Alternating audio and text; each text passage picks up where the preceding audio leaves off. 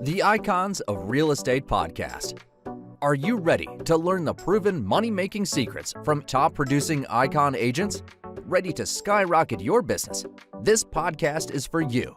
Tune in every week and find out how to implement proven strategies to 10 times your business. From $3 million to $30 million in just 12 months.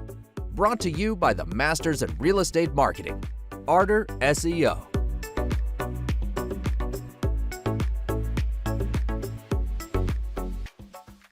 Welcome to the Icons of Real Estate. I'm Tim Calloway. We have a very special guest for you today, Dean Rogers. Dean is actually helping investors like you and I help grow and get to a seven-figure income. How are you, Dean? I'm doing great. Thanks for having me, Tim. Yeah, no worries, no worries. So I know a little bit about your background. Obviously, did my due diligence and know your story, but I'm sure our listeners would love to hear it. Not exactly, you weren't exactly 6 years old tugging on your dad's pant leg saying, hey, I want to get into real estate investing. Were you? A little bit different route. Yep, exactly. Go ahead and share with everybody kind of how you got started and, your background. Kind of going back to where it all began. I grew up being a sports guy, grew up in Central California, small little farming town where pretty much the only things to do were to go to school, play sports, and go to church. So right. The big world out there, I really wasn't aware of what things were outside of growing up in the Valley, Central California, and kind of those three things. So growing up, sports was my thing and was excelling at sports and had since a young age. And so going through high school, did well and, broke records and had scouts looking at me, but still, nice. Yeah, I was under recruited. If we were to dive deep into those parts of my life, I was under recruited. I was kind of overlooked. I was a tall white guy, not that fast, playing running back. And at running back, you either needed to be extremely fast or, just caught everybody's eye. So I was kind of under recruited and was looked at as a tight end for the next level and had some colleges looking at me. And ultimately decided to go with UC Davis. They gave me the most love, and it also seemed like something that was a smart decision to set me up for life after football too. So went to UC Davis, and similar story, was kind of overlooked at first, but came in, started playing great, had some coaches within the organization who ultimately ended up going to the NFL that saw what I had and kind of set me up to get that opportunity to make plays and be a go-to player. And so had NFL scouts kind of already there when I first got there, looking at some players ahead of me, and then, got some attention there, but still not a first round draft pick, not top of the list, but still on the radar and was getting looked at. And kind of flash forward, got the call, man. I got the call from the Chargers. I was on the list and got to, you show up and it was pretty crazy, man. It was pretty crazy. I got a call I'm all ears, man. I got to hear it. I got all sorts of stories for you, but I got a call at 5 p.m. one night, was about to go to the mountains with my brother-in-law, which I had, would have very little reception. And it was from my agent. And he's like, hey, Chargers are about to call you. And I was like, wow. Oh crap. This is crazy. He's like, get ready, here they go. And hey, Dean, you got your bags packed? And I was like, I can get them packed. Right. I got the wrong bag packed. I got hiking boots and flannels, but yeah, exactly. Well, good, because you're going to fly out at 6 a.m. tomorrow, ready to sign you on the dotted line and get you started. So that's exactly what happened, man. Flew in, got the tour, went through, got my physical, and right up to, Dean Spanos's office, the owner. He happened to say I had a great name, which, he's got a great name too. Yeah, right there. Signed a 3-year deal with the Chargers, and they don't mess around. Right to the equipment room, get your gear. We're practicing tomorrow morning, And I'll never forget the first day. I was so overwhelmed with everything that was going on. I remember shutting off my phone too, just to cut out the outside distractions. But just the experience already on day one was so overwhelming because, imagine this, growing up as a little kid, you're playing video games. And when I was training for the NFL, I was playing a lot of video games. I was training 4 hours a day. And then the other 4 hours, I'm playing FIFA and Madden and, I'm playing with these guys. And now I'm in the locker room shaking hands, talking with Phillip Rivers. I'm in the locker room, shaking hands, talking with Antonio Gates. And the thing that's surreal about that is we're just regular people, Yeah. and I think once you're in the club, they just, we're just homies, we're just sitting in the locker room, talking and sharing stories. And, Phillip Rivers, these guys are hilarious because they're just everyday people who are on a huge stage and getting paid lots of money. But, Phil Rivers was a big goofball. He had a Southern accent, Southern draw. Hey, Dino, how's it going? Yeah. And he'd always be goofing around and messing around in the locker room. And one story that's kind of fun to share that was crazy for me, being a rookie and watching everybody's so hyper competitive. I don't know if you've ever seen the show Hard Knocks on HBO. Sure. But the business is cutthroat. The business is super intense. You got to be performing at the highest level on planet Earth. You're constantly, not only physically do you need to be prepared, but mentally. You're watching game film. I wanted to be on top of my game. So I'm leaving the facilities at 10 p.m. watching film. And as I'm walking out, Phil Rivers is in there with, his 4 kids. And isn't he up to like 7 now? Last I heard. Yeah, he only brought half of them. He was splitting them with his wife. But you're in there from sun up till sundown. Yeah, put in the work. But everyone's so hyper competitive. You'd find some guys in the locker room just like betting on random things, like child's games. Like one thing that was hilarious was 2 guys were in the locker room throwing a water bottle in the laundry basket, and they were throwing it for $1,000 a throw. So, and for me, I'm like, oh crap, that's a lot of money. Well, Phillip Rivers and Antonio Gates are like, we want to play too. So they start throwing at $10,000 a throw, and they get up to double. Phillip Rivers got a throw. He's like halfway across the locker room, double or nothing. And it was up to $300,000, double or nothing. Oh my gosh. He threw it and drained it and got out of it. And then he ran off celebrating and everything. Wow. But it was just crazy to see that kind of stuff. And it's kind of surreal, right?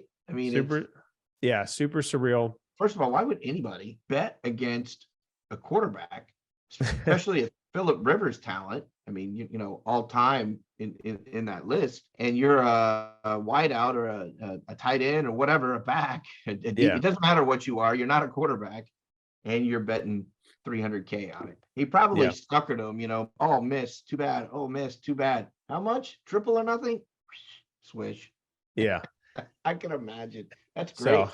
So yeah, don't stop now, man. This is just getting good. I may double book you just to hear these stories. This is awesome. it was just a like polarizing opposite difference of, the life I was living and, living at home and with my parents training, to all of a sudden, like, you're on the big stage, man. Everywhere you went was a red carpet event. You roll up to the hotel, people are waiting outside, waiting to see you, get your autographs. You've got literally models who are just hanging out at the hotel, walking straight up to players who'd never met before. And you're like, this is crazy. I had that problem at Walmart all the time. I'm sure you do. Yeah. Right. Yeah. That was now real life. That stuff was really happening. And again, me not being a first round draft pick, really on the scale of things, a nobody, like, all of a sudden I have people screaming to, get my autograph or get my time leaving practice or games or whatever, people following me to my car at shopping centers or whatever, just to like see me drive away. Like, it was kind of crazy. But when you're in the locker room, you're just boys. Like, there is no celebrity aspect there. So it's kind of this fun, like this funny, surreal thing when you're on the inside, because the media blows everything up. They got all these juicy stories, these insider things. But when you're in the locker room, it's just like, we're just guys playing a game. But yeah, so you're all professionals. I mean, you're there for a reason, because you're the best of the best. And it's not like you're there because you were born into it. You're not there because, whatever the case may be, you earned it. You did the work, right? That's the big phrase now, do the work.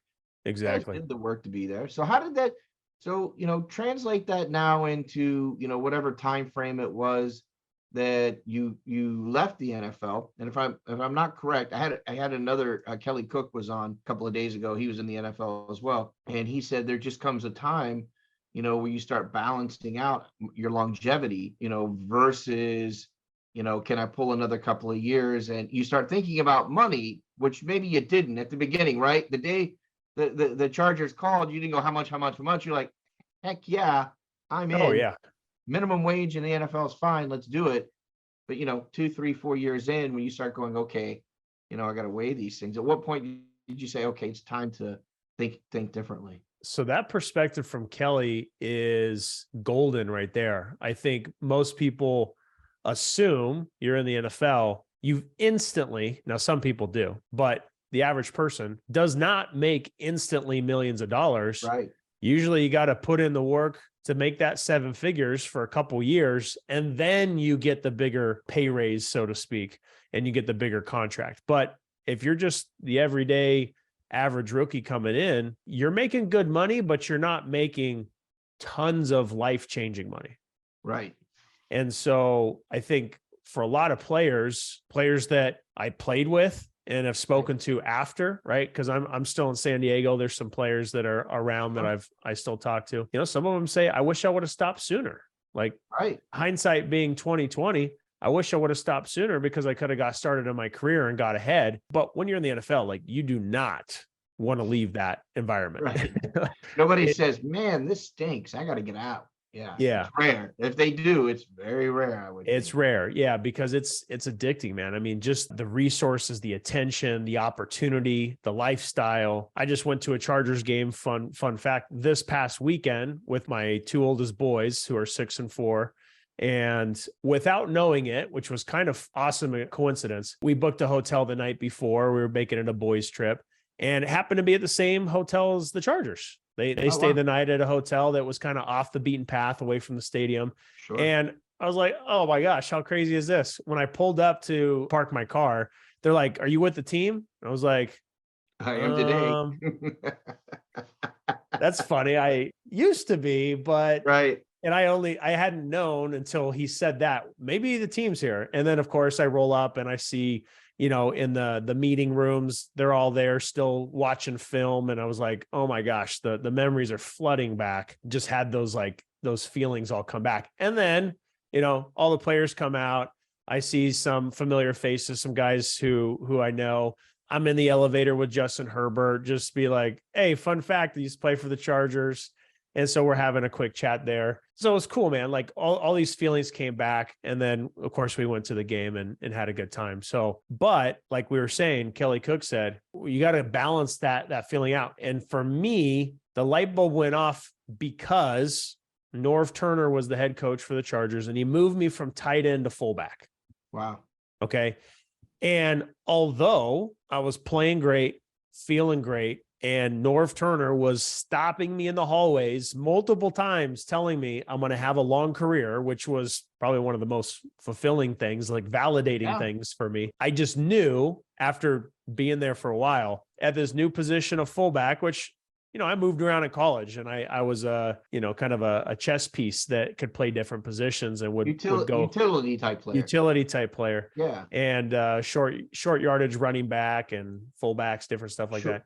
Short yardage and the short neck position. Fullback. Exactly. For me, the light bulb went off where now I'm full-time fullback, which I hadn't been before.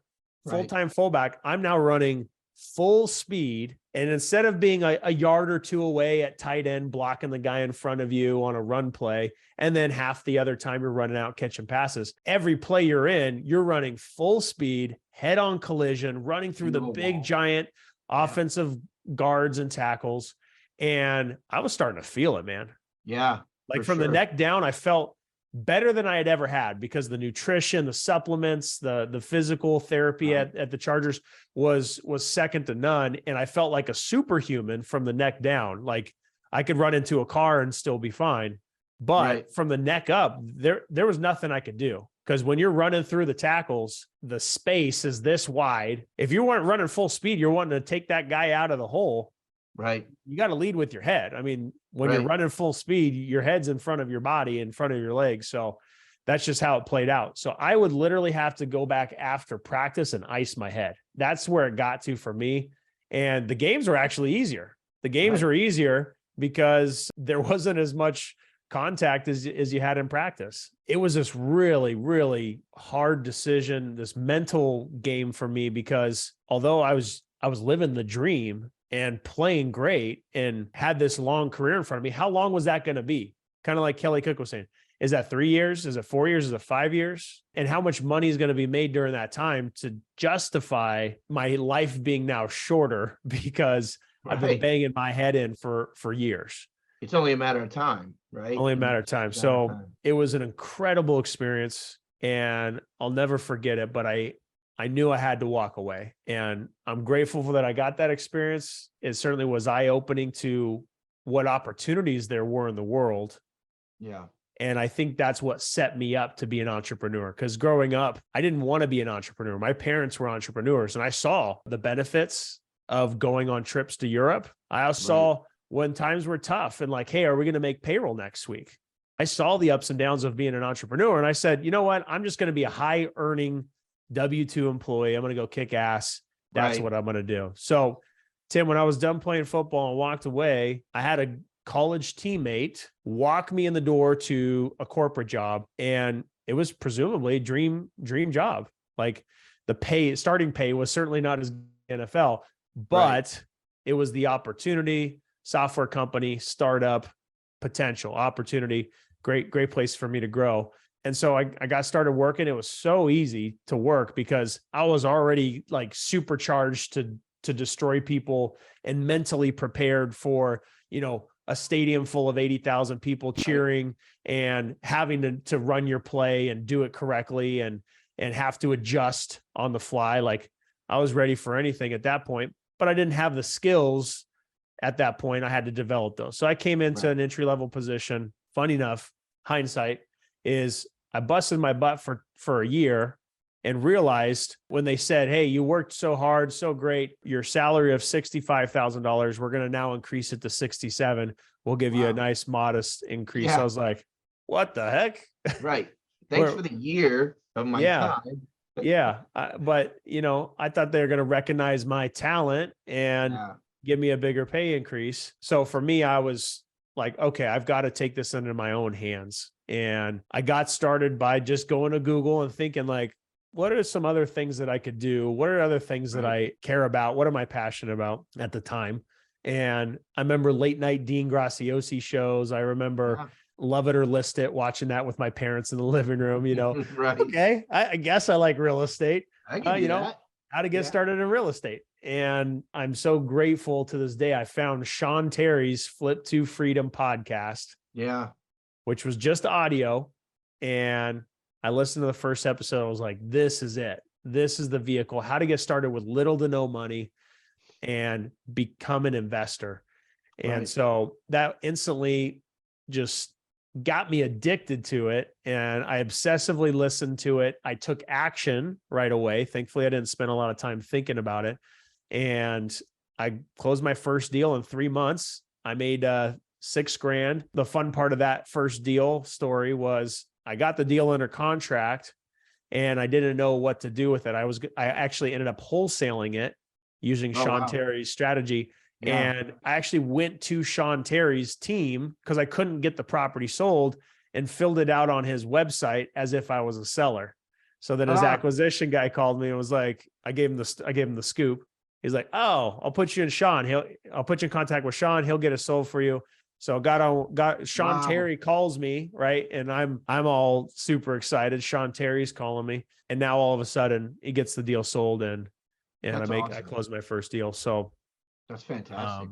So that's how I got started. And then honestly, my whole journey over the past 9 years has been a roller coaster. After my first year, my now business partner, who I was wholesaling deals, was like, hey, you want to get started in real estate? Do you want to start flipping houses? I said, well, sure. I don't really have, money to do that yet. I'm just getting started. And he said, well, don't worry about that. Just keep finding the deals. And so our market where I grew up and where my partner lives is Central California. But the first couple deals I did was actually in Phoenix, Arizona. where Sean Oh, Terry wow. was teaching about where he was doing deals. So I didn't reinvent the wheel. I followed exactly what he said and actually did it in his market. But my partner was like, hey, you did some deals in Phoenix. Let's go out there. Let's do some flips out there. You got some contacts out there still, right? So we go out there, we make all the mistakes. I'm a rookie at that point. He kind of lets me take lead. He jokes that at that time, anything he touched was gold, had already been investing and experience. Right. So yeah, what could go wrong? We ended up losing $100,000. Ouch. Big ouch for me, just starting out, didn't have $100,000 to lose, and was a huge setback. So I had to dig myself out of that hole and get back in the trenches, man. I'm not somebody that quit, never have been. So had to fight out of that. And then for years, started getting better at flipping, went from doing 20 flips to 40 flips to 50 flips to 70 flips, all the way up to 100 flips. Yeah. And then realized that, man, this is just a constant money out, money in, more money out, just feeling broke all the time, and didn't have a good cash management system set up. So for us, what we did next is we did two things. I noticed that I wasn't building wealth. I was building some money, but it was always away from me. Right. And what can I do to have more money in the bank and start building wealth? So light bulbs went off at the same time 4 years ago, and started buying rentals and started wholesaling real estate more and doing the easy flips. We can only manage a couple at a time effectively and maximize the return. So we now have approximately 65 doors for rental properties, which is approximately $10 million worth of real estate in the portfolio. And we still do about 100 deals a year. We've done that for 2 consecutive years now, wholesaling and then kind of cherry picking the fix and flips. Our revenues has gone up, and we've built out a team, and yeah, it's been a lot of work to get here. So with the all in, with your playbook strategy, what can the novice, let's just pretend Tim knows nothing about real estate, or he's, and I did some due diligence on your program and everything else, and you've got some real serious questions on there, ready to go. Why are you ready to go? Things like that, to join your organization. What is your expectation from that person that decides they want to work with you, or, be a part of your organization and follow your lead? My coaching program is called the Wholesaling Playbook, and it's basically us showing exactly what we're doing in our business. And the Wholesaling Playbook is best for someone who's just getting started, or someone who's looking to create that consistency in their business and take it to the next level. And we literally rip the covers off and show everything that we're doing. And really the biggest thing for people that are successful in the coaching program and in real estate in general, the two major things is surrounding themselves within a community and around other people doing the same thing. If you're just doing it by yourself, it's going to take you longer. It's going to be harder. And unless you're just like so crazy driven, like myself, I kind of did it all on my own and just stayed hunkered down and focused. It's hard, man. Entrepreneur world is a lonely world. There's a lot of ups and downs just in one day. I'm sure you've seen some of the funny pictures that show the day of the life of the real estate investor. And it's like, I'm so great. Oh my gosh, I suck. I'm terrible at this. I'm on top of the world. And without being around other people, you can find yourself getting really down and it can be soul crushing. Yeah. It can be soul crushing. Yeah. And it's tough, but I have found so much more enjoyment, and actually my business is doing better by the past couple of years, really, really focusing on community. And it's just made everything better. The more that you're willing to give value to others and willing to receive, just the law of attraction, the abundance mindset is if you believe in both of those, you're going to attract more opportunities. You're going to give more value to others, and the world is just going to reciprocate that, and more value is going to come back to you. So got to get around people. And then the second thing is you got to be willing to do the work. Got to do the work. Yeah. Got to do the work, because at the end of the day, someone can tell you exactly how to do it, but if you don't do it, you're not going to get results. There is no magic button. There is no silver bullet. There is no easy button. you still got to do the work. You could get all the answers and have someone there looking over your shoulder, willing to help you and help guide you through those tough decisions, through those easy or tough questions. But if you still aren't willing to do the work and hustle, you're not going to get the results. And so the coaching students I have that are getting the best results, they're not waiting around for a deal to fall in their lap. They're getting out there. They're taking action. They're following the steps and guidance that I'm giving them. And they're also creating some new steps and new actions for themselves. They're not waiting around for the next answer. They're going out and figuring it out too. Perfect. So how would someone get in touch with you, Dean? Should they just go to the website, deanrogers.com, or? Yeah. So they go to deanrogers.com. You guys can click on the shop button there. You'll see two-step process. So you can watch a video that really describes what the coaching program is all about. And then you can fill out an application. It's 5 or 6 questions. Fill that out. And then we jump on the phone. We talk about it. We see if you're a good fit. And I ask you some tough questions to really make sure that you're in it, right? You're ready to do the work. I always tell everybody on the call, every single time I say, it's for you. It's not for me. It's for you. I want you to be in part of the community. I want you to add value. I want us all to grow and win together.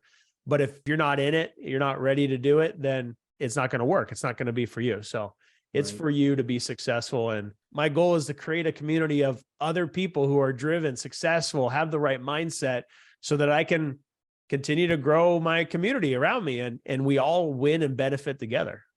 Yeah, I'm going to say this last thing. We're going to wrap it up, but I'm going to say this last thing. You're the perfect person for that, and I'll tell you why. Coming from a football background, I have a football background, but I never anywhere close to what you did, coached high school football. But you get knocked down every day in football, and you got to get right back up and go at it again. And I think that's a good enough reason right there to work with someone with that mindset. And I know you have that mindset. And so I would suggest anyone listening, take advantage of that. Take advantage of someone who does have a playbook and runs it and coaches and is a real coach. There's a lot of Johnny come lately coaches because they flipped a few houses. So yeah, I really like what you had to say. We actually do this. Yeah, we actually do this. Dean, thanks so much for being on the program. I really enjoyed it. I definitely want to catch up with you in the next 3, 6, 9 months and see how things are going. Sounds great, man. Thanks for having me. Thanks, Dean. Have a great holiday. Take care.